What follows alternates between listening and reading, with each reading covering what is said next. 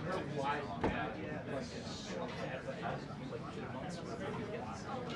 always cry. Other states that other My time is very valuable. the other side is I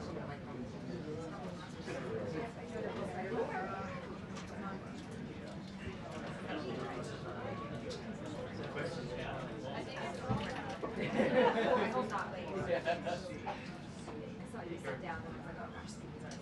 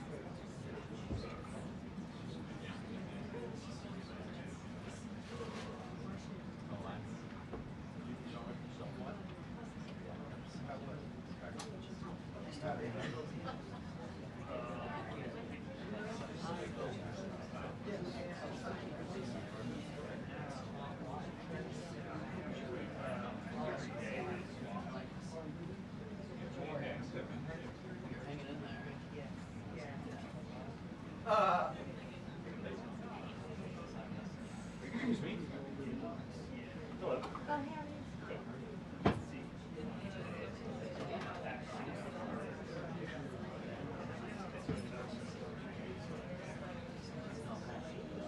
Oh, what?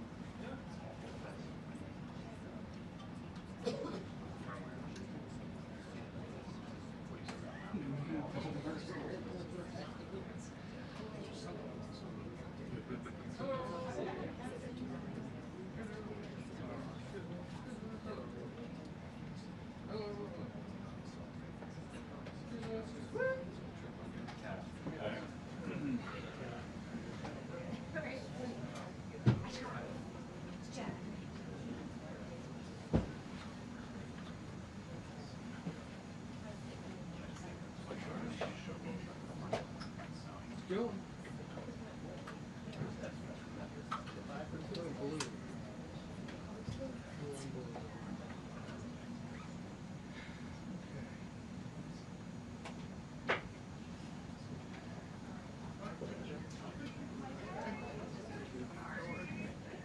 My good sir, you're always working.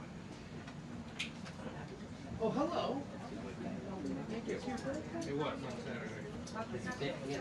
No, hardly. Not there yet. How do you sell? Hey, Hello. what's up, guys? No, we do.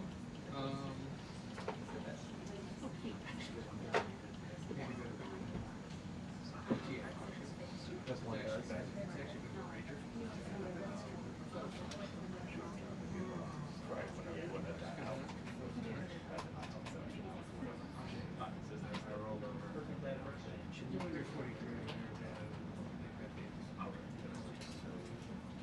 You're lucky you get to. He's like, I'm scared. Keep on.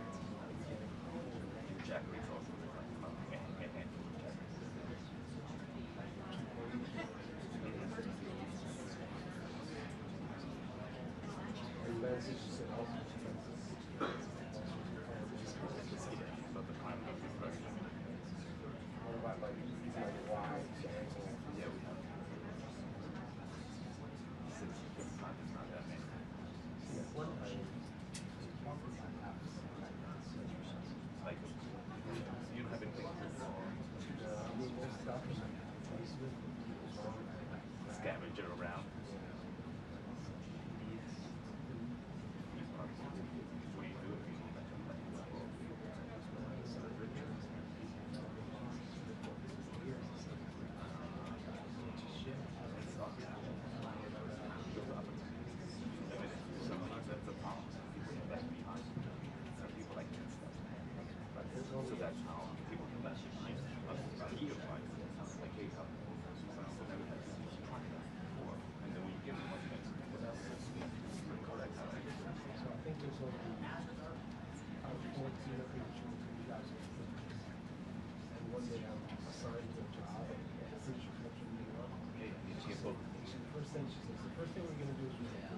walk and talk on that. I'm sorry. Everybody in New York has to so then, the next time they don't call. Number one rule. Well, except I didn't have a gift. How am I going to do that one? I was going to do the walk and talk. Gotta find a way to be like, yeah. No, I said, I've got a nice wide angle. I can do it off the shoulder with a wide angle. And that's what we end up doing. But it's like, you know, everybody should have the same.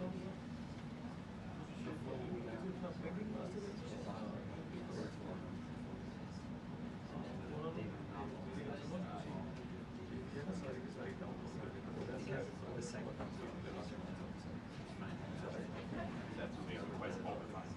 They leave you behind. It's the same in our shop.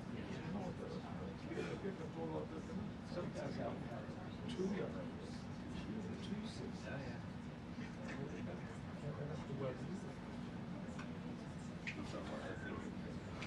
Number one rule.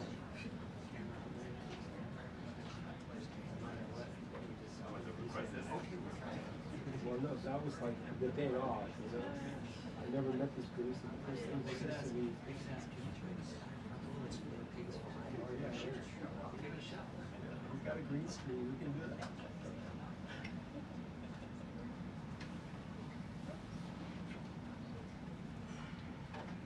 2 minutes until the briefing. 2 minutes until the briefing. All right. Let's go.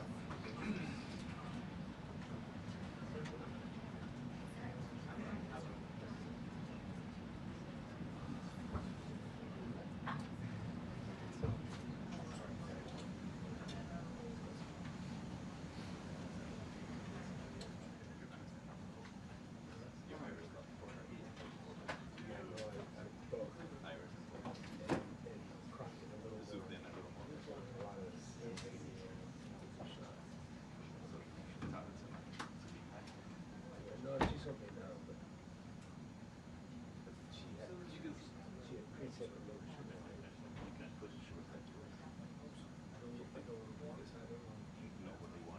know if she's been, I don't know her actions, I don't know if she's in.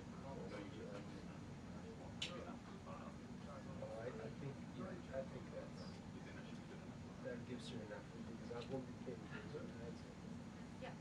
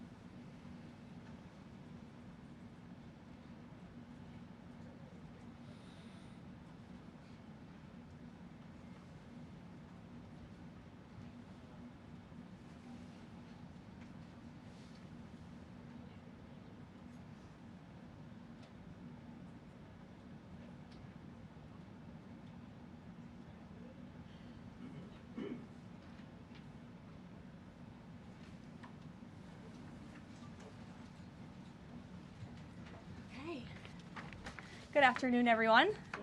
Could you hear our amen in there? We just said a little loud prayer as a team. In this Holy Week, President Trump and the First Lady are joining in prayer with Christians celebrating the resurrection of our Lord and Savior, Jesus Christ.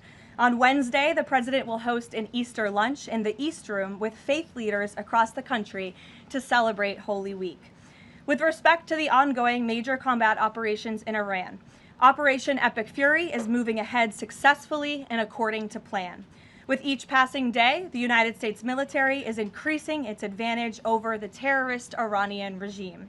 More than 11,000 enemy targets have been struck to date, each strike further crippling the regime's offensive and defensive capabilities and creating more leverage for the United States and our allies. Compared to the start of the operation, Iran's ballistic missile and drone attacks are down by roughly 90%. The United States is also decimating the Iranian regime's navy.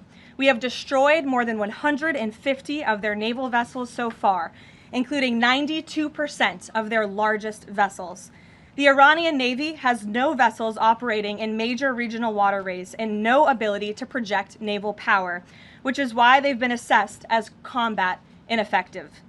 Our military continues to obliterate Iran's defense industrial base, with nearly 70% of their missile, drone, and naval production facilities and shipyards damaged or destroyed thus far, significantly reducing their ability to pose future threats in the region.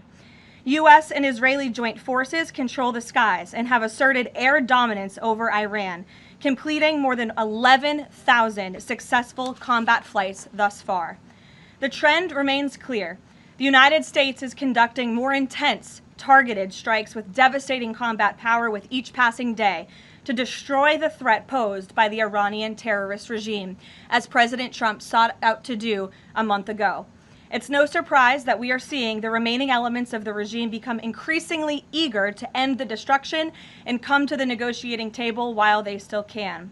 Despite all of the public posturing you hear from the regime and false reporting, talks are continuing and going well.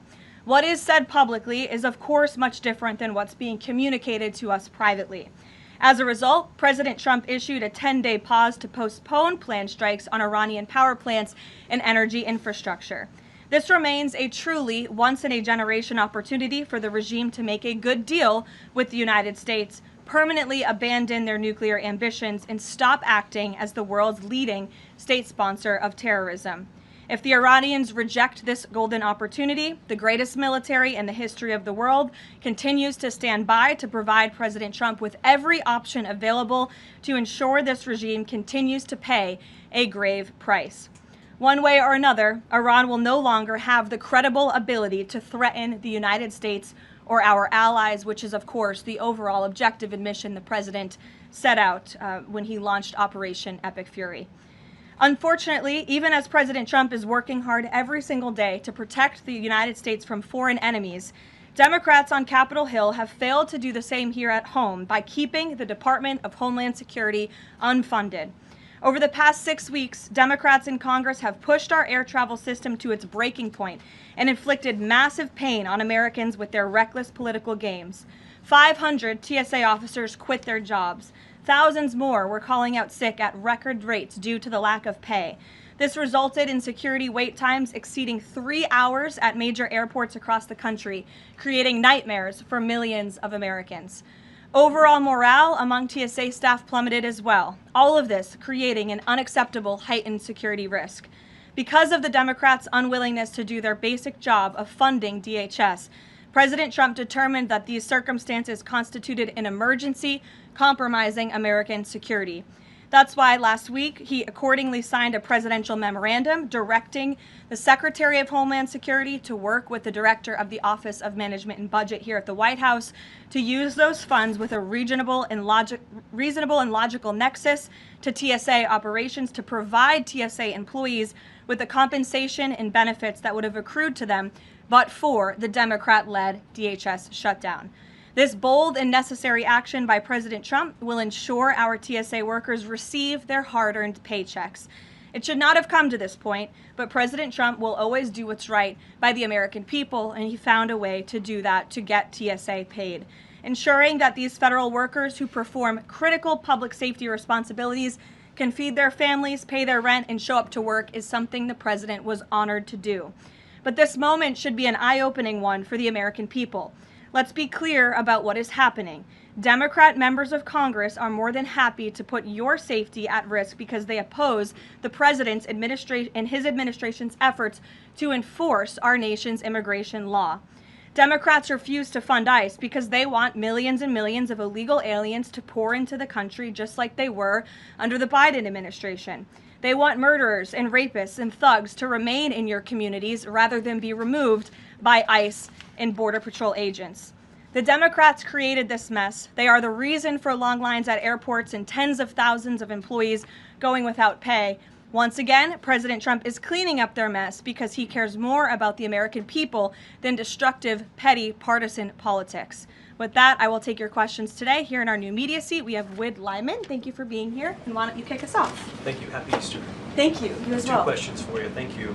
There are some concerns the administration is starting to change its position on deportations, border enforcement, possibly asylum policies. What would you say to Americans that are somewhat concerned that the shift has happened? Sure. Well, while there has, of course, been a change in leadership at the Department of Homeland Security with former Senator, now Secretary Mullen, joining the president's cabinet, I can assure the American people there has not been a change in policy. It has always been the policy of this president and this administration to deport the worst of the worst illegal alien criminals from our communities. That's something I know Secretary Mullen remains wholeheartedly committed to doing.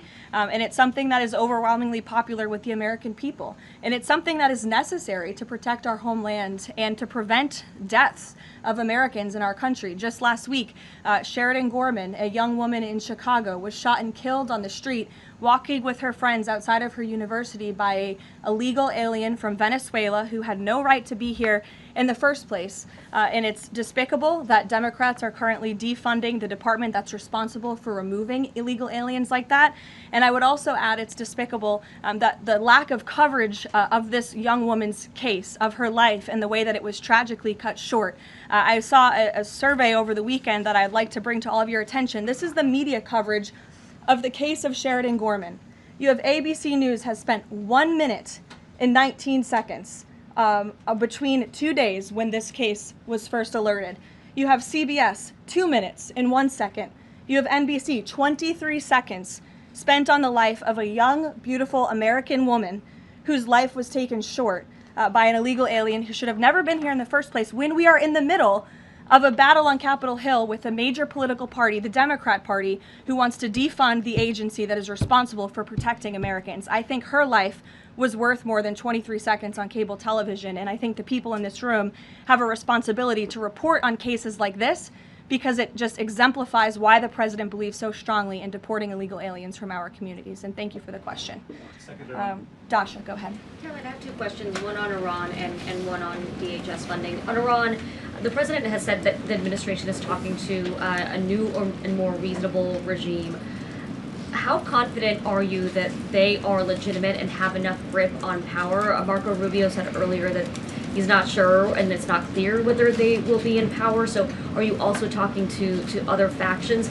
As a president is trying to make a deal, how do you ensure that you're making a deal with the people who can actually implement it? Well, that's part of the ongoing process that's taking place and the ongoing negotiations. Of course, anything that they say to us privately will be tested, and we will ensure that they are being held accountable to their word. And if they are not, the president has laid out the military consequences that the Iranian regime will see if they don't hold true to the words that we are hearing privately behind the scenes. When the president says more reasonable, again, these folks are appearing more reasonable behind the scenes privately in these conversations than perhaps some of the previous leaders who are now no longer on planet Earth because they lied to the United States and they strung us along in negotiations, and that was unacceptable to the president, which is why many of the previous leaders were killed.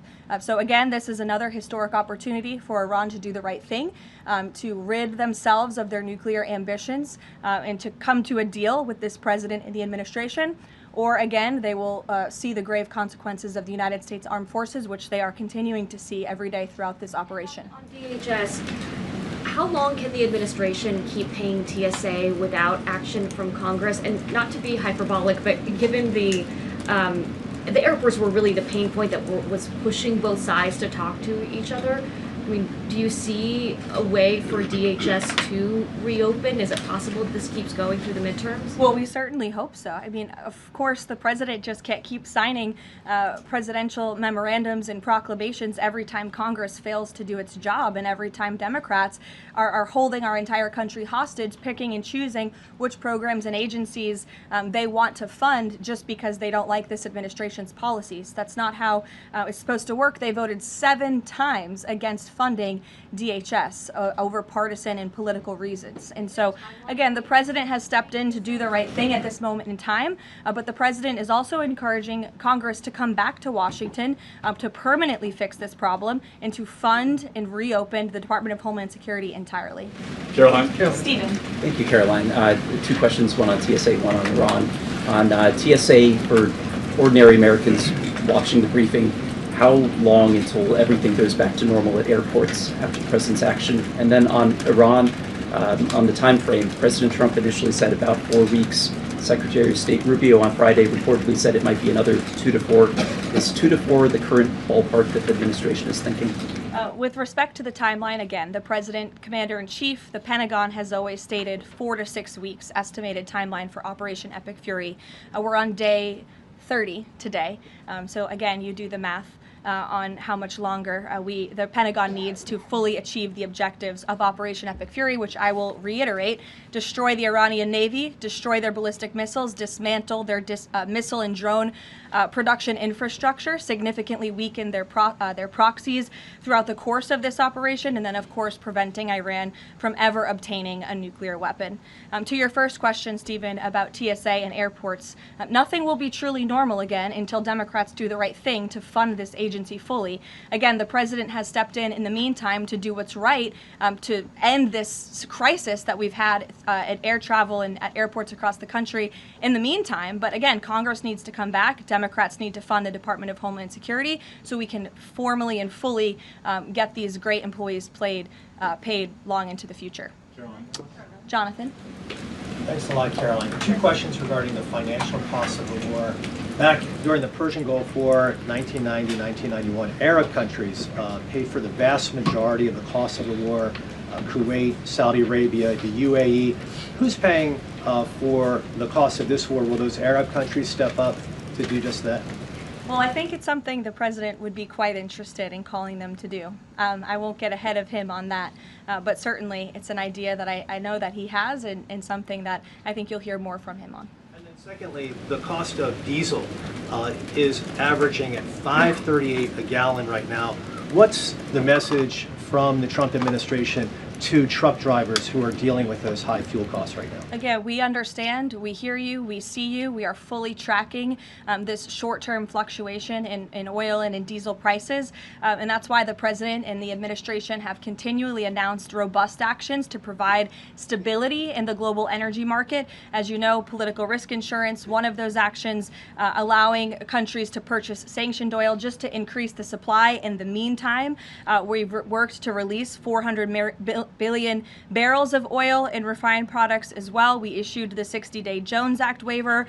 All of this has, with the goal of increasing supply to create stabilization in the market in the meantime. But the overall message, as we've repeatedly stated, is, again, these are short-term actions and short-term price fluctuations for the long-term benefit of ending the threat that Iran poses to the United States of America, our troops, and our allies in the region, and ensuring that this regime can no longer control the world's free flow of energy through the Strait of Hormuz, which is something the administration continues to tackle day by day as well. Jennifer.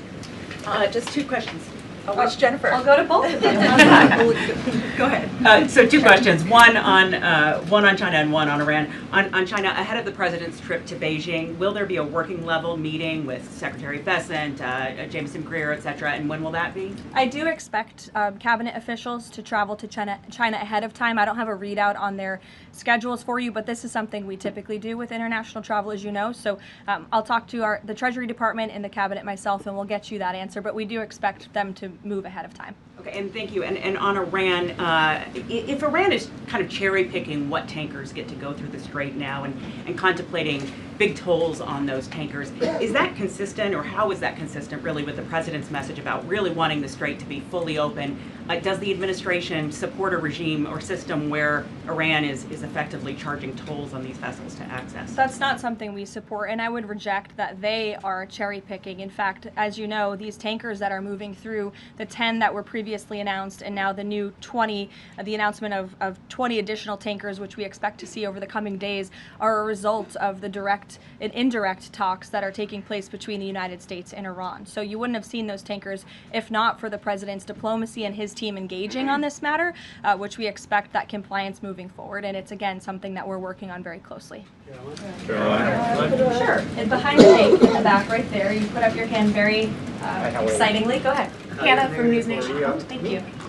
Thanks for taking my question. I have two for you real quick. There are reports that Republicans are weighing cuts to health care in order to make way for that $200 billion for the Pentagon and Operation Epic Fury. Is that a trade-off that President Trump supports? I've seen these reports. I haven't spoken to the president about it, nor have I heard this being discussed in any high-level meetings here at the White House. I don't want to weigh in definitively because I just haven't heard that being discussed here in the West Wing. And then secondly, I know President Trump says we're ahead of schedule in achieving his military objectives in Iran. He laid out that 4 to 6 week timetable for this conflict, and we're now within week 5. So how do you square kind of those two? Well, 4 to 6 weeks estimated timeline. Again, you just said we're on day 30 of the operation.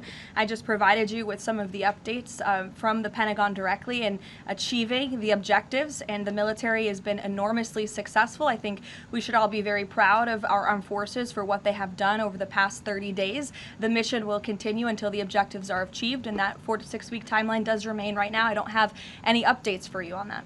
Yeah, like others, one on TSA, one on Iran.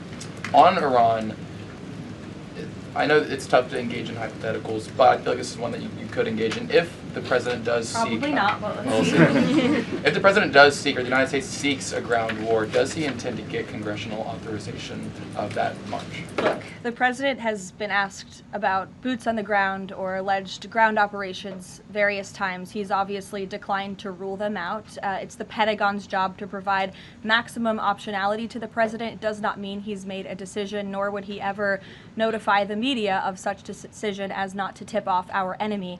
With respect to abiding by Congress and the rule of law, that's something the administration will, of course, always do, and it's something that we have great respect for Congress. The president does with military operations. In fact, prior to the launch of Operation Epic Fury, as you know, the administration gave a courtesy notice to Congress in the Gang of Eight, and top-level administration officials and cabinet secretaries have gone to Congress multiple times over the past 30 days to provide those courtesy briefings to Congress when requested. TSA quickly, I've been asked by multiple Trump supporters that have said, given the fact that the president on that Friday gave that memorandum informing DHS to pay TSA workers, I know there's a lot of negotiations involved in a shutdown of this size. Why did the president not sooner issue that payment to TSA workers? Well, it's because of the Democrats voting 7 times against reopening the Department of Homeland Security that we came to a place of an existential crisis. I mean, you saw the lines at various major airports across the country, American travelers really paying the price for Democrats' partisan games. And so the president worked with his legal team here at the White House and the Office of Management and Budget to find a solution to take care of the emergency that we were seeing in air travel across the country. And it's because of the president that TSA agents are being paid. But again, he's calling on Congress to do the right thing, to come back to Washington and to fund and reopen the Department of Homeland Security fully. Sure. Hi, Lindsay Ellis from the Wall Street Journal. I'm trying to square the 4 objectives laid out by the administration with the goal of reopening fully the Strait of Hormuz. Would President Trump declare victory and wind down military operations if the 4 objectives are met, but still passage remains quite slow through the strait? Look, as I've said repeatedly and as the president has laid out, the objectives of Operation Epic Fury are as follows: destroying the Iranian Navy, destroying their ballistic missiles, dismantling their defense industrial infrastructure that produces those weapons that have long threatened the United States and our allies, and then of course preventing Iran from ever obtaining a nuclear weapon. The full reopening of the Strait is something the administration is working towards, but the core objectives of the operation have been clearly defined for the American people by the Commander-in-Chief. Garrett. The president posted this morning about his threat that on leaving Iran, he said we might be blowing up and completely obliterating all of their electric generating plants, oil wells, Harg Island, and possibly all desalinization plants. Under international law, striking civilian infrastructure like that is generally prohibited. Why is the president threatening what would amount to potentially a war crime with the U.S. military? And how do you square that with the administration repeatedly saying that the U.S. does not target civilians? Look, the president has made it quite clear to the Iranian regime at this moment in time, as evidenced by the statement that you just read, that their best move is to make a deal, or else the United States Armed Forces has capabilities beyond their wildest imagination, and the president is not afraid to use them. That's not what I said, Garrett, and you're saying the word potential for a reason, because I'm sure some experts are telling you that in your ear to try to ask me that question. Of course, this administration and the United States Armed Forces will always act within the confines of the law. But with respect to achieving the full objectives of Operation Epic Fury, President Trump is going to move forward unabated, and he expects the Iranian regime to make a deal with the administration. To that end, which of those objectives would destroying a desalinization plant most help? Haley, go ahead. Thanks, Caroline. I want to follow up on Iran. When you're describing that the Iranians you're in contact with are being more reasonable this time around in discussions, what specifically are you hearing that is leading you to that conclusion, and how are you defining what's reasonable versus unreasonable in that regard? I'm not going to detail the private and sensitive conversations that are taking place between the United States and Iran right now. But generally speaking? Generally speaking, the president gave you the answer. What we're hearing from them is more reasonable. They have agreed to some of the points the United States laid out, as the president said last night aboard Air Force One. But again, as for the specifics, as these negotiations are ongoing, we're not going to broadcast them to the world unless the president chooses to do so, which he has the full right to do as the leader of the free world. Caroline. On Cuba, the president threatened to tariff any country that would send oil to Cuba, but now the U.S. is letting this Russian tanker to Cuba. Is this a policy change, or is he willing to let more tankers into Cuba now? This is not a policy change. There has not been a formal change in sanction policy. As the president said last night, we allowed this ship to reach Cuba in order to provide humanitarian needs to the Cuban people. These decisions are being made on a case-by-case basis. And as the administration has said, Cuba's non-functional economy cannot be fixed unless they undergo dramatic political and leadership change. But there has been no formal change with respect to sanction policy. So you could expect more tankers to go to Cuba? Again, these decisions are being made on a case-by-case basis right now. Thanks, Caroline. You addressed this a little bit in the opening, but just to follow up, because Americans are sort of seeing these conflicting messages between the United States and Iran. I know the president insists that negotiations are underway. As you just mentioned, he's also said that Iran has agreed to most of the 15 points. We just heard from Iran again. They're saying no negotiations are taking place. They're calling the proposal excessive, unrealistic. So how do you square that? How do you explain that discrepancy between the two? I think the American people are smart enough not to take the word of a terrorist regime that has chanted death to America for 47 years at their word. And I hope the journalists in this room are wise enough not to take an Iranian regime that has repeatedly lied about our country, about our values, about everyone in this room, frankly, for nearly 5 decades. So I think the American public are smart enough to understand that. And just to follow up on the objectives, you've laid them out, but I know the president has set a deadline for April 6th in just 1 week. What does the president need to see to not move forward with those strikes by April 6th? Well, I think he said it in his Truth Social post this morning. He wants to see a deal over the next 10 days. That timeline is waning, several days left, and we'll see. I won't get ahead of it. We'll see what happens in the end of the 10-day period. Caroline, thank you. One on Iran, one on the shutdown. The president continues to say the U.S. is in conversations with a more reasonable regime, but there are now hundreds of U.S. Special Operations Forces, including Navy SEALs and Army Rangers in the Middle East, as well as thousands of other troops already deployed. So is he trying to end or intensify the conflict? The president is focused on achieving the objectives of Operation Epic Fury. With respect to forces that are on the ground in the Middle East, it's the job of the Pentagon to create maximum optionality for the commander-in-chief. It does not mean the president has made any additional decisions. Again, he remains focused on ensuring that the Pentagon continues to achieve the objectives of the operation that was launched 30 days ago, and we're well on our way to doing that. So if an American sitting at home hearing him say, I want to talk, but I keep seeing them send troops to that region, what are they to make of what's going on? There's two tracks here. The president has always said that diplomacy is his #1 option and priority. Again, he tried earnestly, in good faith, to engage in diplomacy with the Iranian regime prior to this operation being launched in the first place. He wanted to strike a deal, and he sent his top negotiators to do so. They spent extensive amount of time and effort trying to strike a deal, and unfortunately, the previous regime, again, many of those leaders no longer with us here on Earth because they faced the consequences of the United States military. So if there's ever a chance for a deal, again, the president is open to listening, but it does not deter him from focusing on the military objectives that he set out 30 days ago and that our military is continuing to achieve day by day. On the shutdown, he signed the national emergency order last Thursday, making sure TSA officers will be paid. There's still other civilian DHS employees, however, who are not being paid. Yes. He signed something similar to ensure they also get paid? Look, the president will always look into ways that we can make sure that the American people are being taken care of and doing what's right by the American people. But again, it's ridiculous that the president even has to go to the length of working with the legal team and the Office of Management and Budget to identify these funds. It is the job of Congress to fund these agencies. And Democrats in Congress have voted 7 times against funding the Department of Homeland Security. Congress should come back and they should get it done. The president, again, made the decision to prevent this existential crisis we were seeing at our nation's airports across the country that was only going to get worse, and that's why he wants Congress to do his job. Thank you, Karoline. Since you mentioned, I'll go to you as well. Since you mentioned Easter and prayers, I wanted to ask you about something the Pope said yesterday. So Pope Leo said yesterday, and I quote him, "God does not listen to the prayer of those who wage war." Can you comment on that? I think our nation was a nation founded 250 years ago almost on Judeo-Christian values, and we've seen presidents, we've seen the leaders of the Department of War, and we've seen our troops go to prayer during the most turbulent times in our nation's history.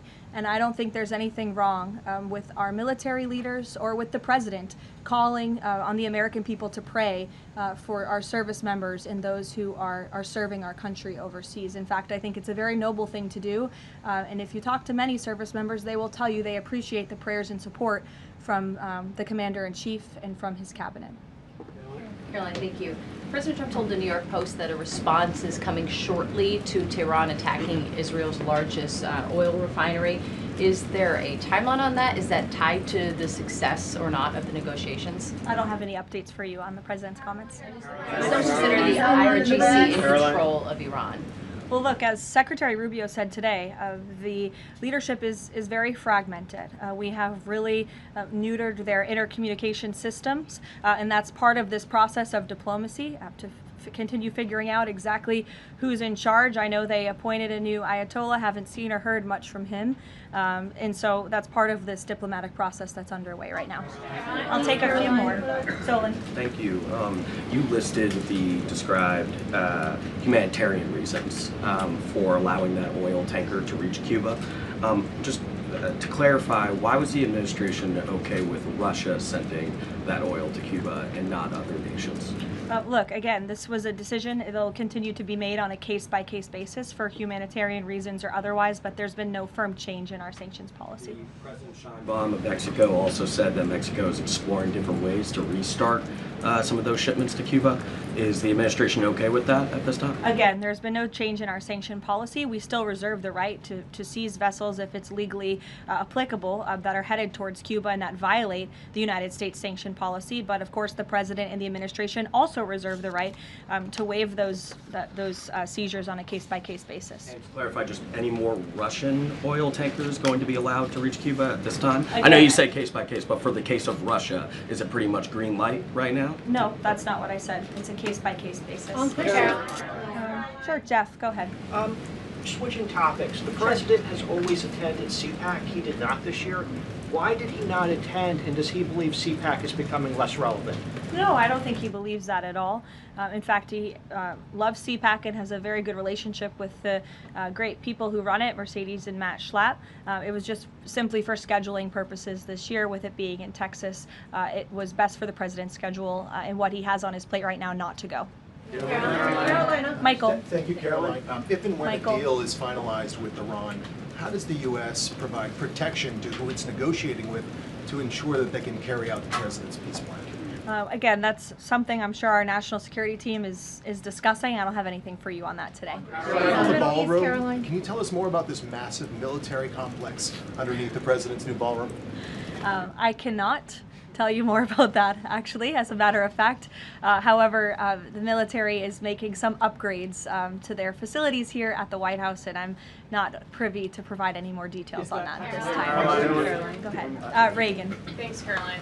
Question on the Middle East and then a question on Antifa. Netanyahu said Sunday that Cardinal Pizzaballa will be able to hold services for Palm Sunday in the Church of Holy Sepulchre after he was initially blocked by Israeli police. Did anyone from the administration or the president call over to Israeli officials to assist the Cardinal in this? Yes, I did speak with Secretary Rubio this morning, and we did express our concerns with Israel with respect to these holy sites being shut down. We want worshipers to be able to access these holy sites. Of course, safety is a top priority, but we understand Israel is working on those security measures to reopen the sites throughout Holy Week, and that's something that we're appreciative of. Antifa. Sure. In Texas, 9 people have been convicted by a federal jury on domestic terrorist charges connected to Antifa. The White House has previously indicated that you guys are investigating Antifa, who's funding them, who's leading them. Can you provide an update on how that investigation is going, and do you think we're going to see more charges against people connected to Antifa? Well, I do know that there was an entire task force that was set up, an interagency task force to focus on the threat of Antifa, which, as you know, Reagan, this president declared a domestic terrorist organization, rightfully, and we will continue to look into it. I don't have any updates on those specific investigations, but I'd be happy to have my team get those over to you today, as this continues to be of the utmost importance to the president and his domestic policy agenda. Caroline. JJ. On one question on landmines, there's been some reporting that American-made landmines have been spotted on the ground in Iran. Did President Trump sign off on using U.S.-made landmines in Iran? I don't have any comment on that report today. Caroline, whether they're being used at all? I don't have any comment on that. Karen. Two on DHS. You said that the president is encouraging Congress to come back to D.C. You also said yourself. How has he done that? Has he told leadership that they should cancel recess and come back? He said it repeatedly. I think you recall. He said that he'll host a big Easter dinner here at the White House if Congress will come back and fight the Democrats on this issue, which we should do, because, again, the Democrat Party is in the wrong here. They have voted 7 times against funding the Department of Homeland Security, which is completely egregious with everything we have going on in the world. And these brave men and women who serve DHS deserve to get their paychecks. The president wants to see that happen, and he wants Congress to come back to get it done. On the paychecks, Caroline.